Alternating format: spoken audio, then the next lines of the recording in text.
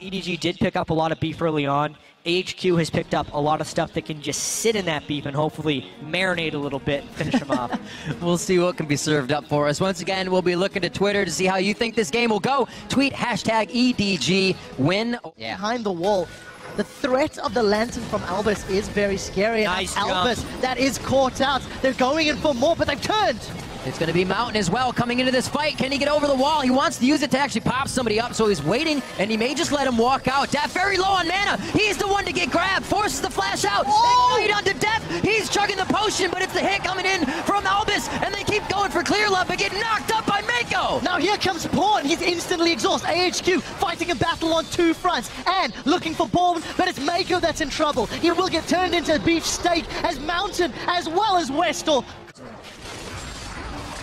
Whoa! Right, that's a massive cataclysm. Def, the Requiem coming down. That's the window they need to not fight in. But AHQ is going to make it happen, and EDG starts to answer very nicely. The home guard teleport coming in. Actually, it's not on the home guard, but the teleport works for Koro. Ziv's a bit too big to keep going on. They should be able to finalize this one out. Koro gets the smite. They're going to transfer this one over to Pawn. Actually, Dragon for AHQ to contest, but Speed trying on Def. He wants to swap. Oh, he's going to get the swap. Mako knocks him up. And can he get to the left? No, because he's knocked away from it. It's not over yet as the teleports come in for more action. Def cuts him down. He wants more body parts to attach to that Urgot. Mountain now onto Def. This didn't work last time, and Mountain's actually forced to flash out. Ziv doing some work on the backside, but he was really being peeled by Mako as EDG starts to scramble and find the members of AHQ. Flame, a bad idea right there, because they'd already lost so much, but they're attracted to that. Koro is free farming and will outscale at this point. And here we go.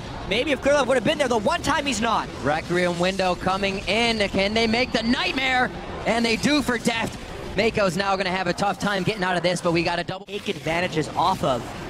And look at the minimap. Koro is already in the mid lane. Ziv trying to make his way down, but Meganar's active. That's a smite down onto Westall. The exhaust is replied. They're trying to get him down. EDG is on the dragon right now. Grabbed by Clearlove. Koro gets out on that one. Whoa! And misses and gets immediately swapped by Def to save it. He then goes into the fight. Mountain still with his ultimate up, but I think it's all disengaged from this time out for AHQ. There's the Fate's call.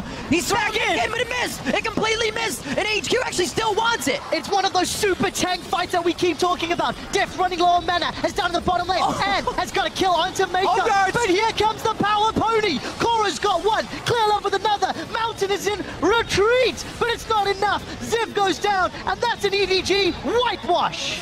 The fight was so long. It's a large rod item, and EDG is just looking to get picks. And that's going to be Mountain trying to dive in. He's got a good collapse on the team, but it looks like EDG's able to assess this one just right. Westdoor very low, but in a great spot to defile damage. That's the knockup coming in. Can they get out? EDG, huge damage from the Requiem, and that's going to give him enough time to not really live in the fight. Actually, I am wrong. That is Ziv going down. I thought he was going to be able to take out Mako and turn to another one, but no, EDG. Recent local match. Of course, EDG did defeat LGD, I believe it was 2 weeks ago, if memory serves correctly. Mainly, hey, someone was killing a pink ward, so everything ended up flying off. This time, EDG is making the plays, like that flash ultimate from Pawn.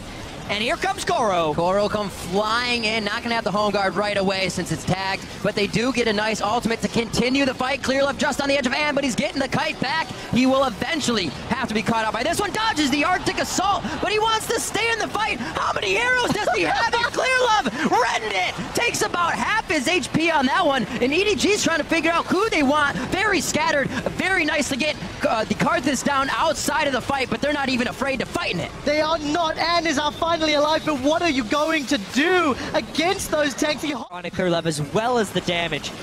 No, couldn't get him. No, he couldn't, but Koro does find Ann. Ann's in trouble, and he is down. Westall gets caught by the Glacial Prison. He's in full retreat, and EDG a running rampage of AHQ. Ziv not even close to getting a Gnar. They all have to scatter. A triple kill coming in now for Koro. The legendary horse, 10-0-6, and Deft is going to finish off Albus just to boot on the fight. Ziv throwing out some wards to try and stop this, but it is just a grind now from EDG. They have figured out AHQ, and now they're going to be pressuring down with the Baron.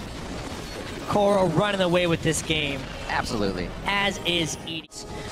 more on some people. So not even a Void Staff on West, or even if he sits in the middle, they're done. Goodbye, and the insta-flash from Def AHQ now scattering. Despite that fantastic gnaw, it's not going to be enough. Koro dives the backline of the onslaught to Shadows. Westor is down. Requiem starts to get channeled, and here's the damage on EDG. Still, it's that end damage now, and not enough to keep them alive in the fight. It's really not even tickling EDG at this point, as they have the base to themselves. They ace AHQ. They get a lead. They know how to hammer it home. They still have the Baron buff. That's a 5-for-1. They're pushing on the Nexus. We know this is how EDG does it. Once they can go for Baron, they go for the win. It's almost a prerequisite to every one of their games, whether it's at 20 minutes or now at 34 minutes. 28-10. EDG come out strong with a 35-minute game over AHQ, and Def sacrifices himself.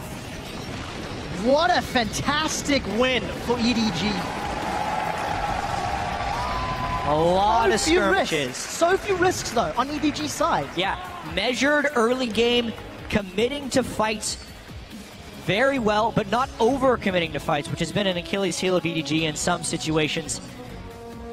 Mainly ClearLove just having that huge focus on the bot lane. Yeah. Because he knew Coral could deal with himself, and the teleports were greater for Coral than they were for Ziv. It was a battle of top laners teleporting down to join in team fights from 8 minutes on into this game. Pawn pulled out a new AoE damage champion, not an assassin, which was ideal for these grouped up team fights, but it was mainly about Coral's echo. Yeah, and I also have to think AHQ, I feel like they played better than I had thought they would against EDG, and the problem for them was their shot calling this game. Mechanically, they played well. The lanes did not necessarily go terribly against them. Right. It was they elected into team fights they should not have done. We also saw a massive difference once we got into the team fight phase between the Sejuani and the Jarvan. Yeah. Jungle pick wise. Yes, you could trap someone in a Cataclysm, but it was nothing compared to ClearLove's Four-man Sejuani ultimates. again and again and again.